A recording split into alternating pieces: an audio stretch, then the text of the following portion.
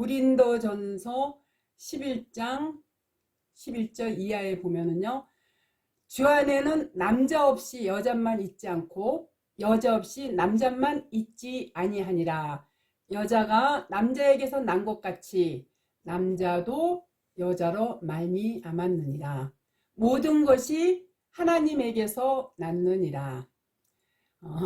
대전에 계신 어떤 분이 지난주일날 전화가 와서요.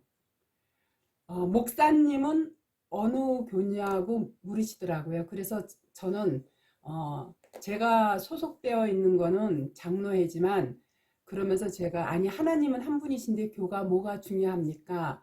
라고 얘기했더니 그분이 자기도 그 부분에 대해서는 저랑 생각이 같다라고 얘기를 하면서 사도 바울이 여자에 관련해서 두 군데 얘기해서 아마 그래서 여자인 제가 목사가 된 것 같다 그러시면서 하는 얘기가 근데 이제 그 여자라는 그 뉘앙스에서 제가 뭔가 이렇게 느낀 바가 있어서 제가 그랬어요. 성경에서 여자가 무엇인지 아느냐고 제가 되물었어요. 그러면서 여자가 무엇냐면 어떤 성별을 나타내는 여자 남자가 아니라 여자 자체가 바로 성경에서 얘기하는 여자는 교회를 나타내는 거다.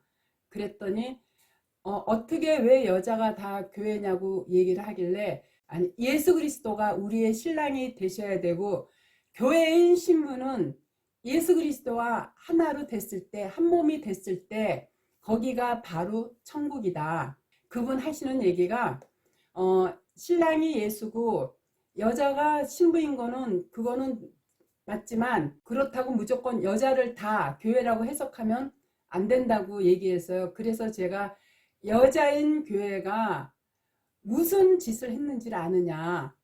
바로 하나님께서 따먹지 말라는 선악과를 따먹은 장본인이고 그 선악과를 아담에게 먹게 한 여자가 누구냐면 바로 하와다. 하와 자체가 여자니까. 자, 교회라면요 이걸 생각해야 돼요. 하나님께서 에덴 동산 중앙에다가 선악과를 놨을 때 인간이 그거를 따먹지 않을 거라고 생각을 하셨을까요? 자, 그러면 다시 질문을 할게요. 하나님께서 선악과를 인간이 따먹으면 안 된다고 생각을 하셨을까요? 자, 그렇다면 인간이 선악과를 따먹으면 절대 안 된다고 생각했었다면 그런 동산 중앙에다 먹음직도 보암직도 탐스럽게 놓지는 않으셨겠죠. 구석진 곳에다가 두셨겠죠. 자, 근데 이 선악과를 누가 먹었어요? 바로 하와인 여자, 교회가 그 선악과를 따먹은 거. 선악과는 뭐예요? 하나님이 다른 건 다 하되 이것만 하지 말라고 인간한테 최초로 명을 내리신 거예요.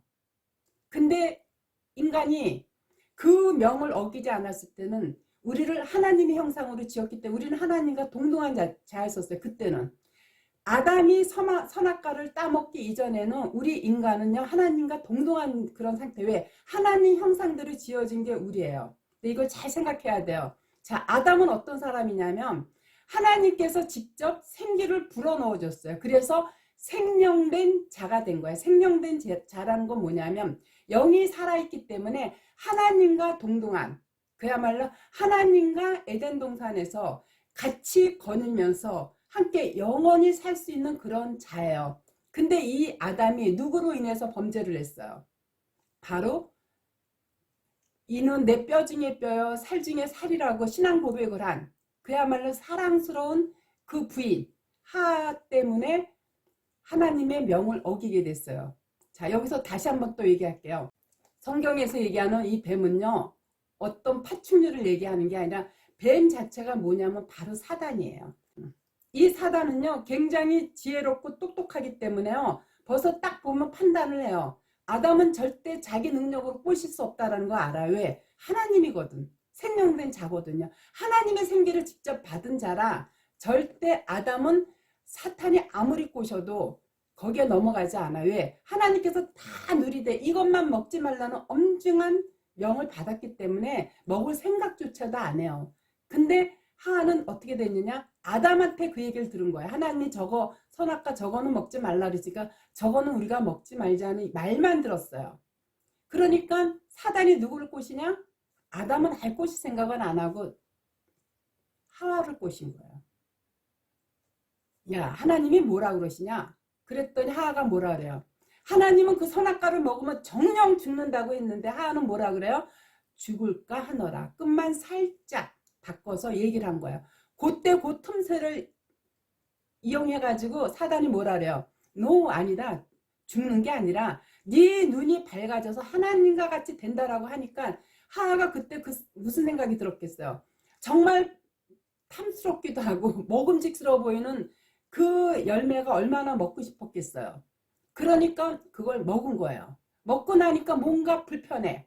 왜? 자기 남편이 먹지 말라 그랬던 생각이 나니까 자기 남편을 줌으로써 공범으로 만들어 놓은 게 누구냐? 바로 하와예요. 하와가 여자고 그 여자가 누구냐? 교회를 나타내는 거예요. 그래서 하나님과 분리가 된 거예요. 그래서 거기서 뭐가 나와요? 영원히 살 수 있는 그 생명력을 잃고 사망이라는 죽음을 맞이하게 된 거예요. 저는 신천지는요, 계시록 13장에 보면은 바다에서 올라온 10뿔 달린 용이 신천지예요. 사단이에요. 자, 그래서 이 사단은요, 신천지는요, 하나님의 백성을 절대 꼬시질 못해. 넘어가지도 않아요. 저 같은 사람 아무리 신천지가 와서 어떤 미사역으로 쓰면서 성경 얘기를 해도 저는 넘어가지 않아요. 왜? 성경을 통해서 하나님이 어떤 분인지 알기 때문에 거기 넘어가겠느냐고요. 그러니까 신천지가 다 누구를 꼬시느냐? 바로 교회를 꼬신 거예요. 교회가 누구냐? 여자란 말이에요. 여자인 교회를 꼬신 거예요. 그러니까 신천지에서는 어때요? 일반인도 꼬시지 않아요. 다 교회에 들어가서 다 설득을 해서 다 꼬셔요. 미혹시켜서. 뭐 갖고? 계시록을 가지고요. 근데 교회가 이 성경 지식이 너무 없다 보니까 그럴듯하거든요. 그러니까 글로 미혹돼서 다 넘어간 거야. 이것도 신천지도 뭐냐? 바로 하나님이 들어서 쓰시는 사단이에요. 오늘날 우리 한국교회가 많은 교인들이요. 글로 다 넘어가고 있어요. 오늘날 하나님의 백성인 교회들이 다 어디로 넘어가는지 알아요? 거짓 선지자들. 특히 이 사단은요. 아예 하나님 백성이 아니까 거긴 저는 치지도 않아요. 교회라고 하는 하나님의 백성들이 사단의 꼬임에 넘어가서 다 글로 넘어가고 있어요. 오늘날 우리 한국교회 얼마나 거짓 선지자들이 드글드글거리는지 알아요? 자, 그렇다면 하하가 다시 말해서 교회가 왜 넘어갔느냐? 왜 사탄에 넘어갔느냐? 바로 먹음직도 보안직도 지혜롭게 할 만큼 탐스러워 보였기 때문에 그 선악과를 먹었는데 탐심이 뭐냐면요. 바로 우상 숭배예요. 하나님은요. 질투의 하나님이시기 때문에 나 외에 다른 신을 섬기지 말라고 분명하게 십계명에서 서두에 하나님의 뜻을 밝혀놓으셨어요. 여기서 십계명에서 이 다른 신이라는 거는요. 절에 있는 산신각이나 무당들이 죽은 조상한테 절하게 하는 그런 것을 우상숭배를 하지 않고요. 바로 인간의 마음이 탐욕스러운 그 마음가짐이 바로 탐심인데 그 탐심이 우상숭배라고 한 거예요. 그래서 오늘날 많은 교회들이요. 특히 이 대형교회들이요. 이놈의 이 탐심 때문에요.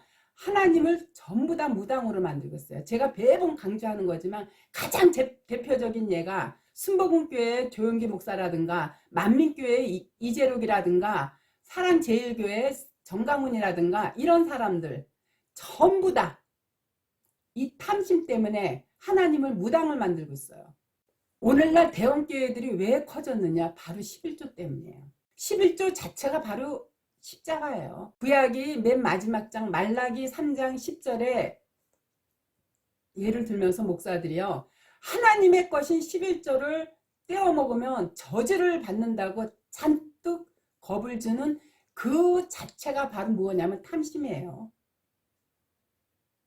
성경에서 말하는 11조는요. 수입의 10분의 1을 내는 것이 11조가 아니라요. 우리의 온 마음을 다해서 하나님께 바치는 것이 바로 성경에서 얘기하는 11조예요. 온 몸과 마음을 다 바친 분이 누구예요? 바로 예수 그리스도예요. 그렇기 때문에 십자가 자체가 11조이기 때문에요. 이 땅에 말씀으로 오신 예수 그리스도와 즉 다시 말해서 성경과 교회는 우리가 하나가 될 때 거기가 바로 천국인 거예요.